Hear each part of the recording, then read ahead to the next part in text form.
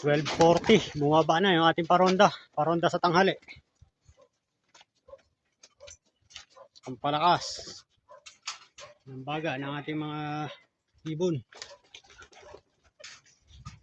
Lagyan na muna natin ng patuka sa loob para matutong magunahang bumaba.